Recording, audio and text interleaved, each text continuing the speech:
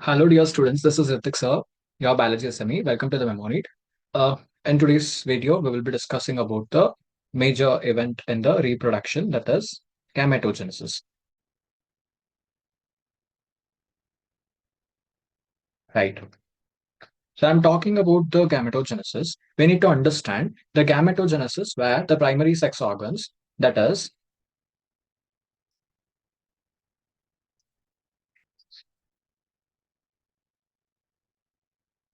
the testis in the male and the ovaries in the female.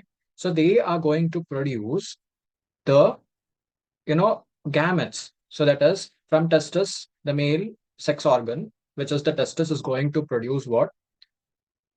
Sperms. And the ovary, the female sex organ, that is the ovary, it is going to produce the female gamete, that is ovum. And this process, right, is actually called as what? Gametogenesis. Very simple. So when I'm talking about the gametogenesis, the primary sex organs, the testis in the male and the ovary in the female, they normally produce a gametes, that is the sperm and the ovum, right, respectively. In which process? By the process called as gametogenesis. So what happens is in testis, when I'm talking about the testis, what happens? So once they reach the mature, that is the male, when they reach to the maturity stage, what happens? They start producing the sperms. Okay. And in what way? By the process is actually called as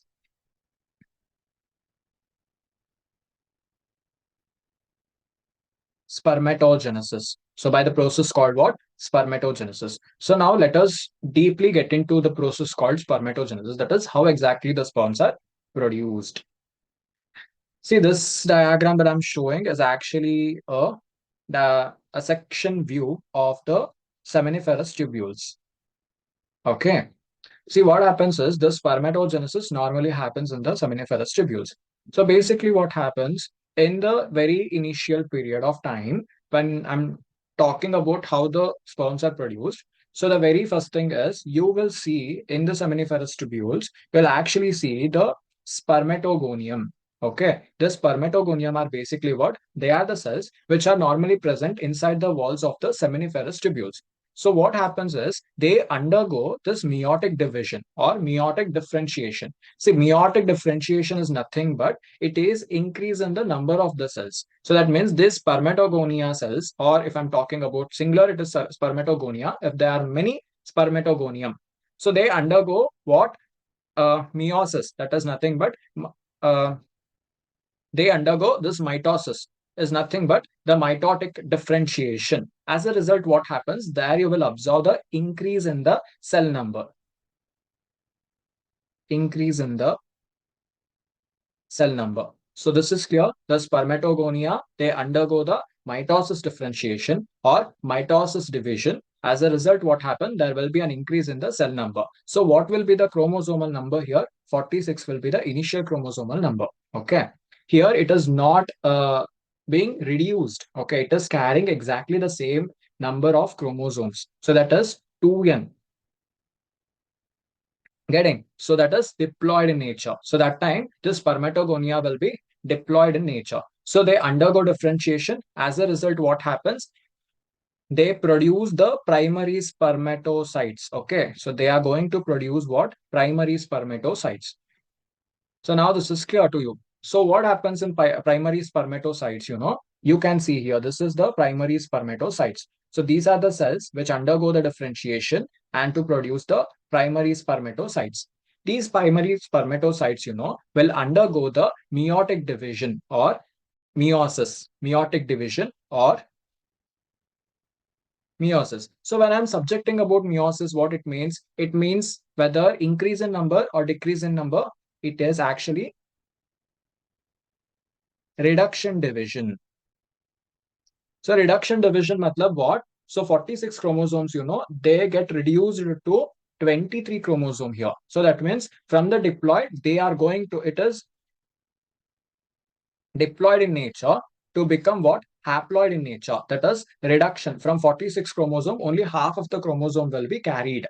to the next part. That is, from spermatogenesis, they are going to become the primary spermatocytes. From the primary spermatocytes, as you can see, they will undergo the meiosis. Okay. As a result, to produce what? The secondary spermatocytes, to produce the secondary spermatocytes. And here it is through what kind of division? Reduction division. Okay. So where 46 number of chromosomes have become 23, that is from diploid to the haploid condition. So now you can see what? A reduction cells. So that is secondary spermatocytes. Again, the secondary spermatocytes, will undergo the second meiosis. That is nothing but second meiotic division to form four equal haploid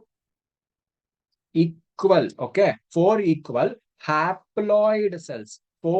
Equal haploid cells. They're nothing but spermatids.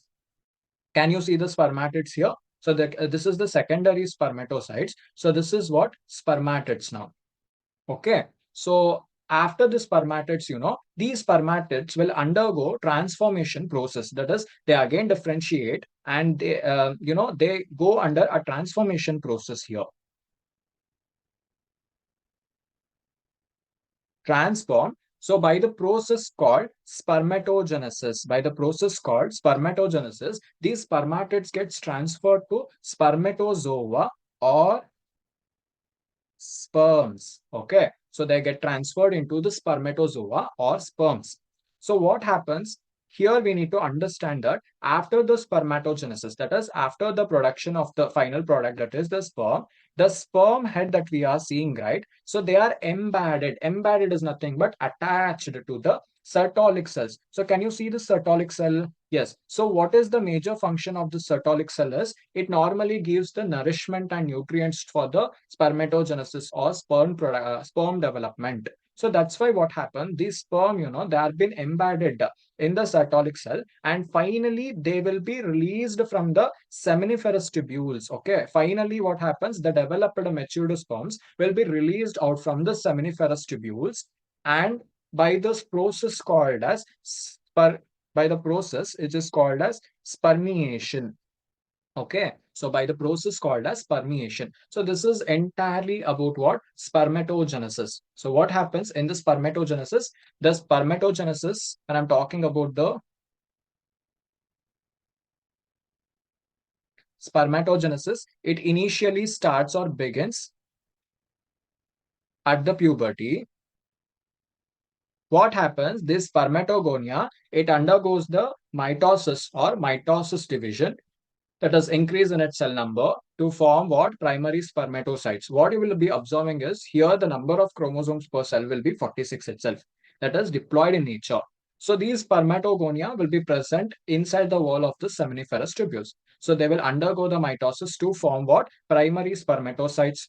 And once this primary spermatocytes is produced, they will undergo what? Meiosis. That is first meiotic division.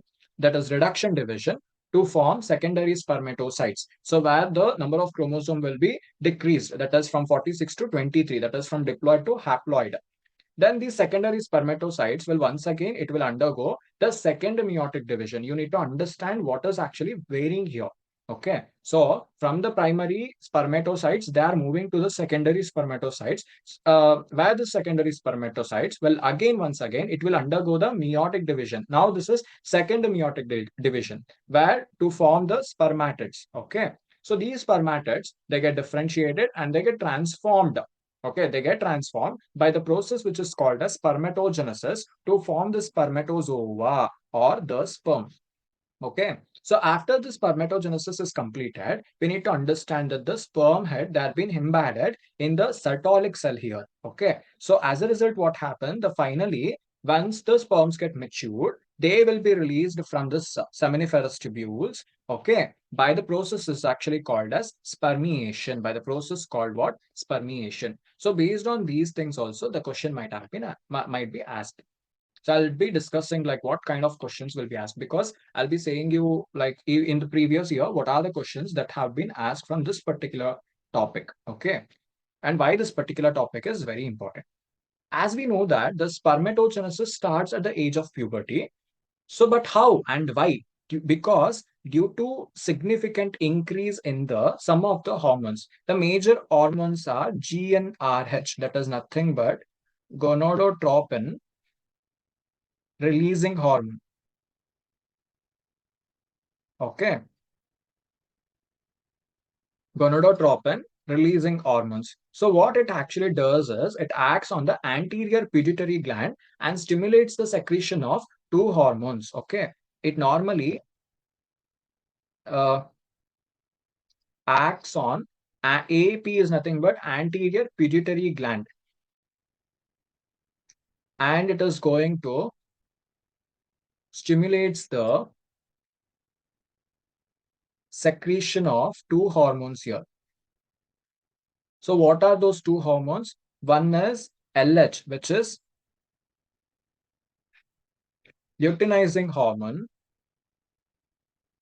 and the second one is FSH, which is nothing but follicle stimulating hormone. Okay. Okay. I guess the spelling is somewhat clumsy here. luteinising, luteinizing hormone and follicle stimulating hormone. So this gonadotropin releasing hormone, it is an anterior pituitary. So it actually acts upon the anterior pituitary gland, and then it is going to stimulate the secretion of these two hormones, that is LH hormone as well as FSH hormone. So let us understand what is the importance of LH hormone and FSH hormone. Okay. See, once this GnRH, that is gonadotropin releasing hormone, it secretes, it stimulates this, it acts on this anterior pituitary gland and it starts stimulating this for the secretion of these two hormones, right? So what happens? This LH hormone that I'm talking, right? It normally acts on Leydig cells. So what is the function of Leydig cells here? So once they acts upon the Leydig cells, these Leydig cells helps in the synthesis and secretion of androgens. Okay. As a result, these androgens are going to stimulate for the process of spermatogenesis. Okay. So this is clear. First, what happens? Once this GnRH hormones, that helps in the secretion of this LH hormone. So this LH hormone acts on the Leydig cells. As a result, the Leydig cells helps in the synthesis and secretion of this androgens, and androgens is going to stimulate the process of the spermiogenesis. That means to happen this entire process, that is spermatogenesis. What happens? The androgen will stimulate so that the spermatogenesis could happen. So this is the first part of the LH hormone.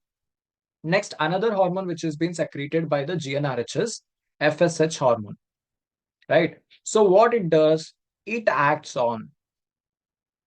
So where does it act now? If this LH hormone acts on the Leydig cell, then FSH hormone. See, LH, the starting letter L itself will say is that it acts on Leydig cell.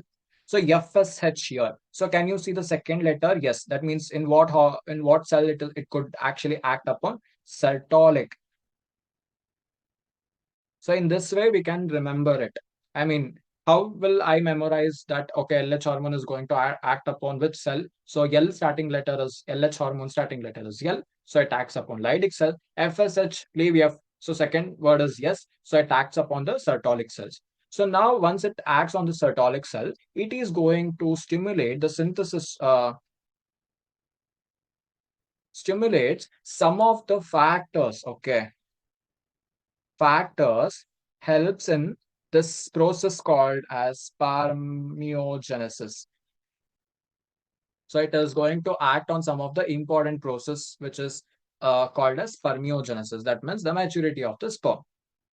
So now we are very clear about what are the hormones that comes during the spermatogenesis. These are the two hormones. One is GnRH is an hormone, which is actually the hypothalamus hormone. It is going to act on what? Anterior pituitary gland, and it is going to stimulate two hormone synthesis. One is LH hormone and FSH hormone. This LH hormone is going to act on the Leydig cell, which in turn it is going to help in the synthesis and secretion of the androgen. Androgen is going to stimulate the process called as spermatogenesis, whereas the FSH hormone acts on the Sertolic cells, which is going to stimulate in the development of some factors, which is going to help in the spermiogenesis. So this is very clear to everybody. So now we got to know how the spermatogenesis happens and what are the hormones which normally regulates the spermatogenesis. Then what is the structure of the sperm? Like we got the matured sperm. Structure of the sperm. So my next motto is to know the structure of the sperm. Right. We know how the sperm. So this is basically how we can say that this is what the sperm structure looks like. So in the structure of the sperm consists of plasma membrane, right? It consists of the acrosomes. Acrosomes that you are seeing, right? Basically, when I'm talking about the sperm structure, the sperm can be divided into three major parts. One is the head part. We have obviously the neck, mid piece, and the tail. So three or four. Okay. So head, mid piece, and tail. Sometimes we also consider neck, then it will be four parts. So in the head region, what it consists? It consists the plasma membrane, the outermost covering, then a cap-like structure. Okay. A cap-like structure, which is actually called as acrosomes. So inside this acrosomes, you will see the acrosomes are filled with the enzymes. Okay. Certain enzymes which helps in the fertilization process. I'll say what enzyme actually. So acrosomes are being filled with certain enzymes which are going to help in the fertilization process. And we have the nucleus. Okay. So we have a nucleus here. So nucleus is actually what? Haploid. So nucleus will be haploid nucleus. You will find an haploid nucleus where inside the nucleus you will find what? Obviously haploid means the chromosome as a genetic material. Okay. So next we have the next part is the neck region. In the middle, in the mid piece, you will find the neck region and the mitochondria. So what is the function of mitochondria? Mitochondria is a powerhouse of a cell. Since this sperm is also a cell, so the powerhouse of this cell is the mitochondria. So mitochondria is the energy source for swimming. That means for the sperm motility or momentum, mitochondria plays a very important or major role. The next we have is tail region. Okay. The size of the mitochondria or number of counts of the mitochondria in the sperms varies. Some sperms might having more mitochondria number and some might be having less mitochondria. So based on the mitochondria also in the sperm, the motility can be predicted, like which sperm is healthy and which sperm have the ability to move faster and move longer. Clear? Now, in a normal ejaculation of the semen, what happens about in normal ejaculation? In normal ejaculation, about can I say like 200 to 300 million of sperms will be present. Okay, in normal ejaculation, in a very normal healthy ejaculation, 200 to 300 millions of sperms will be there, in which 60% of them must have normal shape. That means what happens, even in sperm, we will be seeing some abnormalities, abnormal shape. Some sperms will not be having a proper tail, some sperms will not be having the head region, some will be having the mitochondrial count will be less. So that's why out of all this 200 to 300 millions of sperms, 60% of the sperm should have a normal shape. And in which, again, out of the 60%, 40% must show vigorous variability or mortality. Okay. So that means it must show a fast momentum rate. Then only we can consider that the sperm is actually healthy. Right. See, what happens is the sperms are actually released. Where is it? Yeah. Sperms are actually released. From where they are actually released? From the seminiferous ducts, right? You know, right? What is it? So the sperms are actually released from seminiferous duct, right? So, and from where it should go? It should go through the epididymis. Then we have vas deferens. Then we have seminal vesicles, right? And we have the prostate also, right? So these all are the parts which are essential for the maturity as well as the motility of the sperms. So one is epididymis, then vas deferens, then seminal vesicles. We have the prostate also. So these four things are very essential for the maturation as well as the mortality of the sperm, right? So I was talking about what anterior pituitary gland, everything is fine. So there is another thing called as, where it is, yes, androgen. Okay. Yes. So androgens, which is actually called as testicular hormones. So the major function of this androgen is function of this male sex accessory duct. Okay, that is the male sex accessory duct and glands are being maintained. So the proper function of the male sex accessory duct and glands are maintained by what hormones? These androgens. Okay. So in the entire spermatogenesis, we understood about the hormones like gonadotropin releasing hormone. Then we have LH hormone and FSH hormone and their major function. Then androgen is again an hormone which acts on it maintains a function of the male sex accessory duct and glands are all being maintained by this hormone. So this is entirely about what? Spermatogenesis. Clear? So this is how the sperm development happens, maturity happens, and the hormones which are responsible for the spermatogenesis. Now let us also see some of the questions in what way the questions can be arised.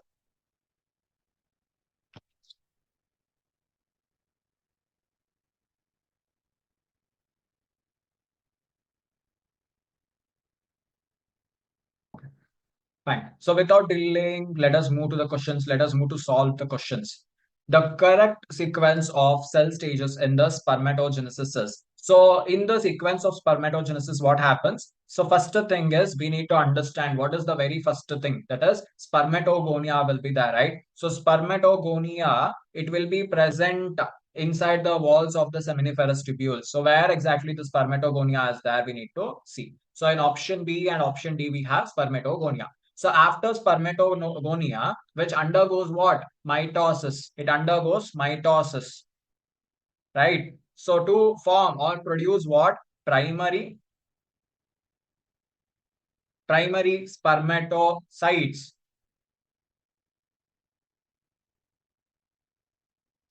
Then this primary spermatocytes will undergo meiosis to form secondary, right? Sorry. Spermatocytes. So this secondary spermatocytes will once again undergo the meiotic division or meiosis to form four equal haploid that is called spermatids. And finally, they get transformed to produce what? Spermatozoa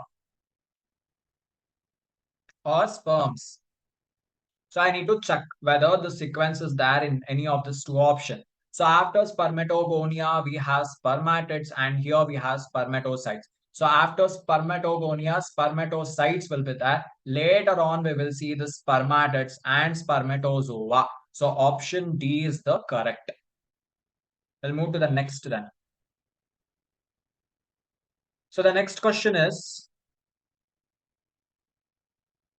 in spermatogenesis, okay, in spermatogenesis, the phase of maturation involved, in which phase the maturation normally involves. So formation of the spermatids from primary spermatocytes through meiosis or growth of spermatogonia into primary spermatocytes, formation of spermatogonia from gonocytes through mitosis, and formation of oogonia from spermatocytes through meiosis. First thing is option C and option D are wrong.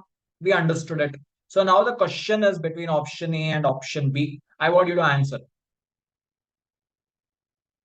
Yeah, option B. But how? So maturation of this spermatogenesis, how they get matured once when they reach to the next stage after the spermatogonia, the primary spermatocytes. So once they reach to the primary spermatocytes, they that is said to be like that is the maturity stage, right? That the sperm maturation normally involves. Very good. So that is the answer. Option B. Next, moving to the next question, that is the number of the spermatozoa, a single primary spermatocytes finally produced in spermatogonia is. So what happens? This primary spermatocytes will undergo what?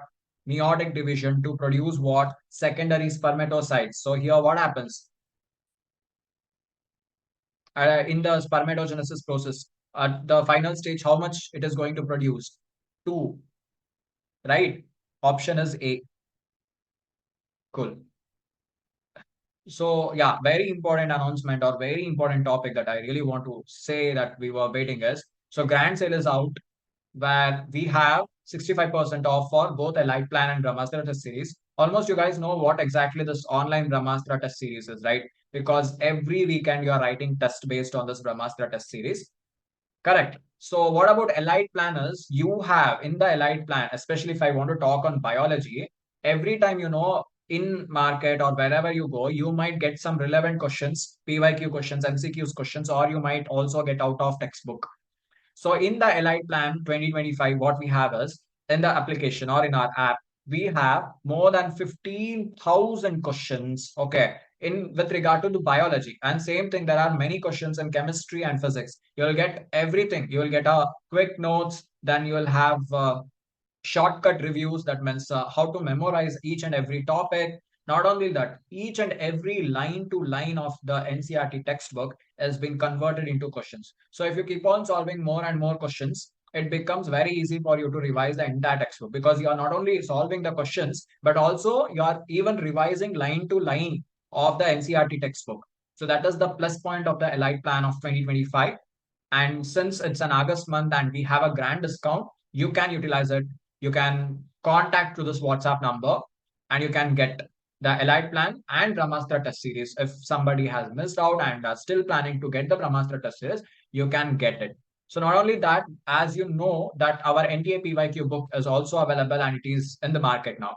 So there is also offer for our NTA PYQ book, that is only 2099 for all biology, chemistry, and physics, all the three textbooks. So what is the plus point of having NTA PYQ book? It covers all the previous year question paper, and that too they have been segregated separately based on their chapter topic wise. You'll get all the video solutions since we have a scanner there. If you scan it, you'll get a video solution for each and every question. Not only that, you'll also get a proper reference, tagging, page number, everything. So from which chapter, which topic, which page number, and which year of NCRT textbook it has been taken. Everything you will get in our NTA PYQ book. So if you are still planning to take up any plans, so here is a golden opportunity. Now let us move on to the next topic, that is called oogenesis. Okay, we will move on to the next topic, that is oogenesis. So what happens in oogenesis when compared to the spermatogenesis and oogenesis? There is a lot differences. Okay, since what happens spermatogenesis, that happens once the child he reaches to the puberty. Once he hits the puberty, the spermatogenesis, like the maturity of the sperms, will actually takes place. Whereas oogenesis, what happens? The process of this oogenesis, okay, formation of this matured female gamete is actually called as what? Oogenesis. So initially, during the embryonic development itself, okay, we will actually see this oogonia. Oogonia. So what is this oogonia? It is a couple of million gamete mother cells, okay, which is actually formed within each ovary. So we know that in the female, we have pair of ovaries, right? So in each ovary, you will actually see this oogonia.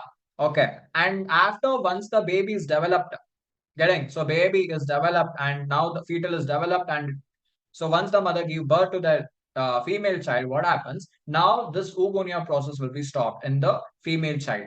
Getting, so that is no more oogonia are formed after the birth of that baby. So during the embryonic development itself, you will start this oogonia formation process. So these cells starts dividing vigorously and enters into the what do you say, that prophase one. prophase 1 of the meiosis division. Okay, meiosis division, and temporarily they get arrested. That means this process will be all out through our lifetime, in the female lifetime. But what happens? They get temporarily arrested until unless they hit the puberty. Okay, temporarily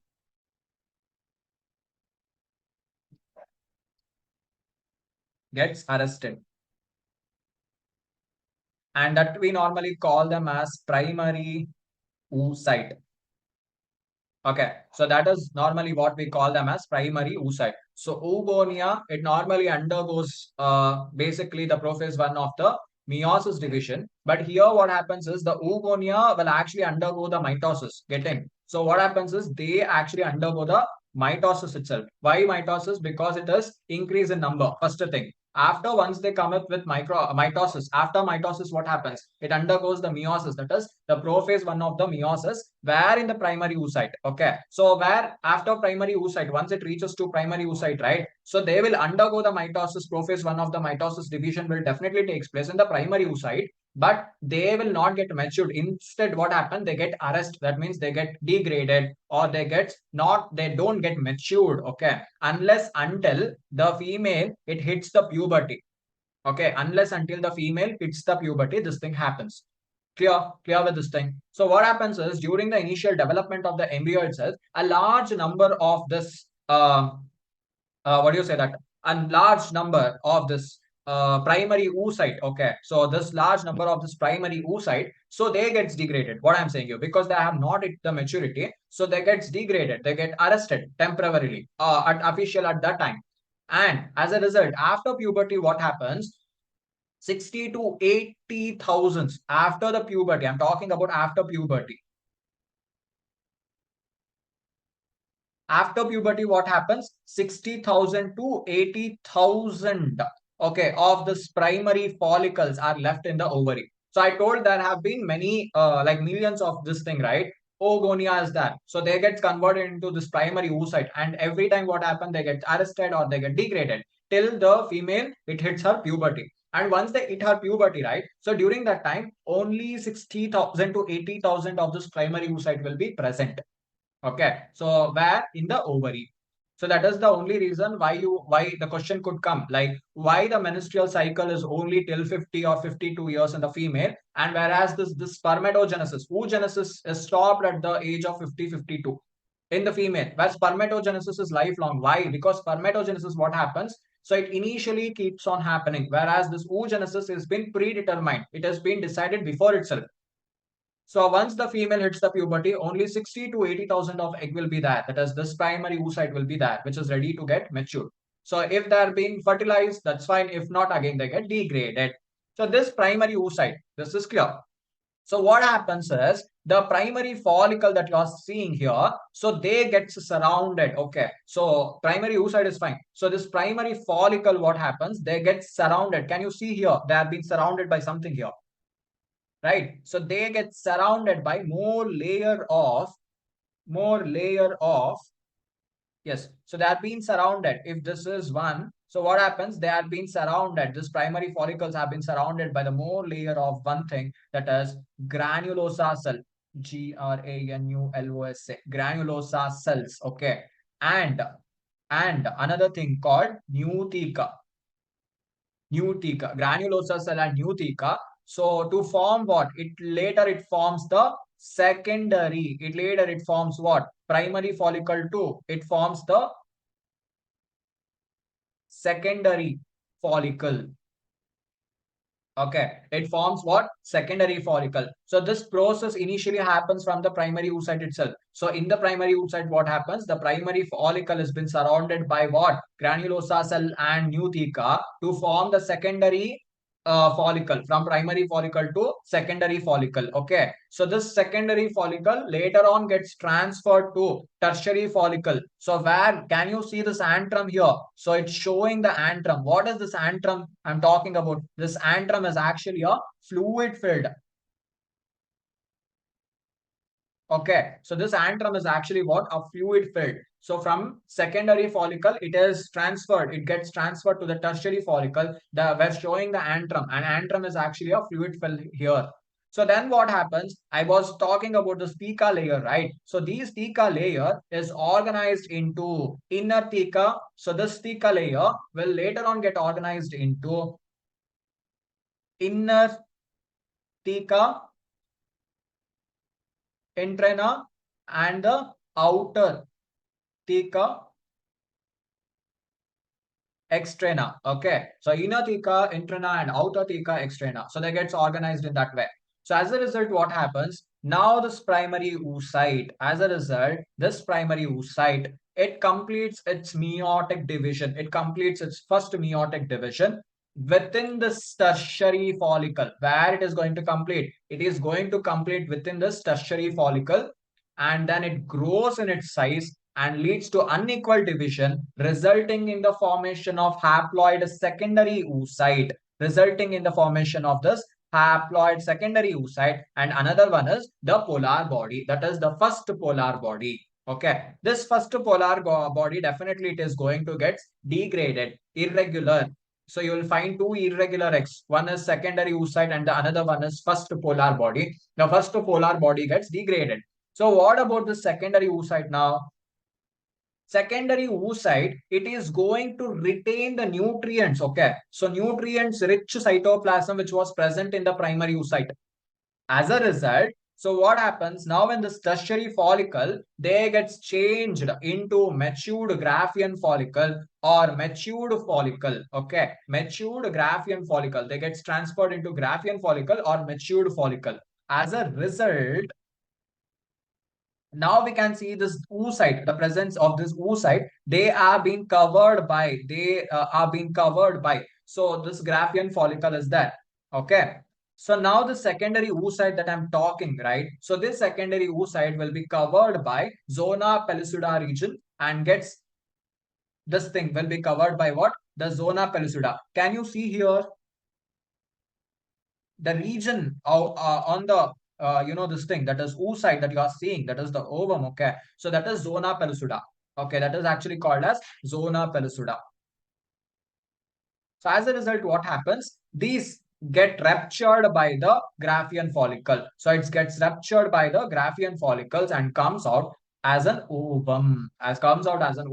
And this process is actually called as ovulation process. Okay, and this completes the oogenesis. Because at the end, what happens? We need to get the ovum. So this process is actually called as ovulation process. So from oogonia, what happens? They initially completes its mitosis, becomes the primary oocyte, and there it undergoes the prophase one of the meiosis division and becomes arrest there.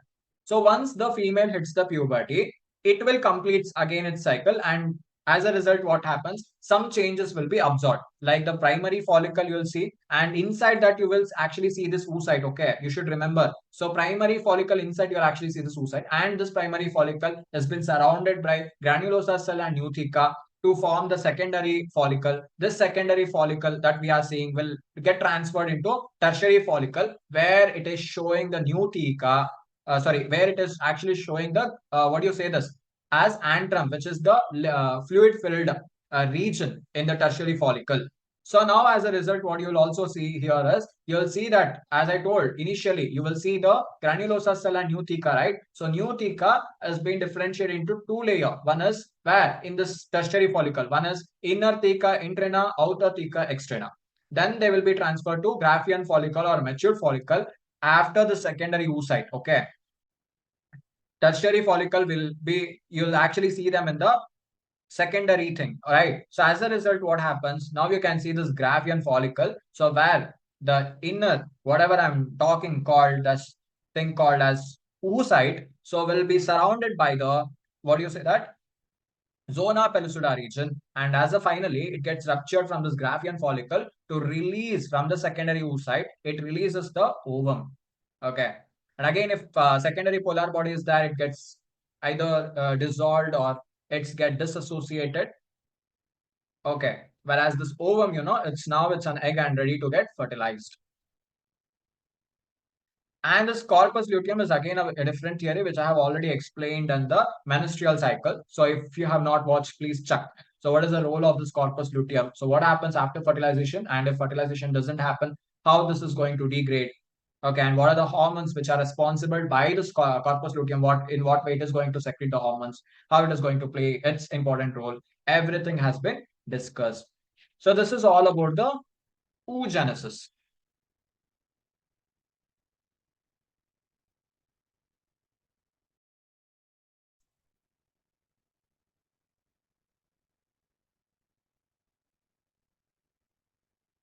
Okay, let's start solving the questions. Okay, so at which stage of the life the oogenesis process is initiated? So this was been asked in 2022. So whether it has been initiated during your birth or adult puberty and embryonic developmental stage. So what we know is the oogenesis. When I'm talking about the oogenesis, it is actually being initiated during the very beginning, right? So that means what could be the correct answer now? Option A or option C or option D? Option B is wrong. That is understood. Anybody can know it, recognize it. So what about the other three? Puberty, okay. Birth is okay. Why option D is correct? Because what happens is we know that initially during the embryonic developmental stage where the oogonia has been there, that is the couple of million gamete mother cells are actually being, they are formed within each of the ovary, right? So where during the embryonic developmental stage itself. So therefore that might be the correct option. Let's see. So that is the explanation. Going to the next question, it's statement-based question where they have given two statement one and statement two. So the release of sperms into the seminiferous tubules is called as spermiation. I just need to know what is the spermiation definition here.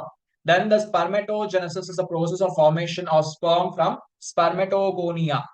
Spermatogenesis. I need to understand here. That is, the spermatogenesis is a process of formation of the sperms from spermatogonia. That is what they're saying. So here I need to know what is the spermatogonia and the spermatogenesis. Spermiogenesis. Okay.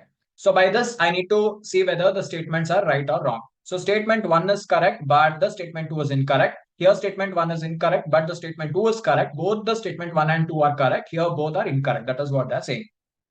So when I'm talking about the spermiation, what do you mean by spermiation here? The release of sperm into the yes, see what happens is after the spermatogenesis process, okay, so what happened, the sperm head that I told you I have discussed is embedded in the seminiferous tubules, especially to the sertolic cells in the seminiferous tubules where the sertolic cells are there, right? So they have been embedded to the sertolic cells, and finally what happens once they reach the maturity, so they have been released from this, that is seminiferous tubules, by the process called as spermiation process. So the release of the sperm into the seminiferous tubules is called as spermiation. Is correct. So statement one is correct. Coming to the statement two, where I just need to know what is this. Spermiogenesis and spermatogonia. Okay. Spermiogenesis is a process of transformation of the what secondary spermatocytes into spermatozoa, that is the sperm, is actually what the spermiogenesis is. So spermiogenesis is a process of formation of sperms from spermatogonia is wrong. So the statement is wrong. So out of this option, which is correct? Statement one is correct. Statement two is wrong. So option A is the correct. Got. So in this way, whenever we are solving some questions, the only way I understand how one can solve the question is very basic thing is we need to understand the concept. We have to, especially in biology, first thing whenever we read a question, we need to pick up a keyword.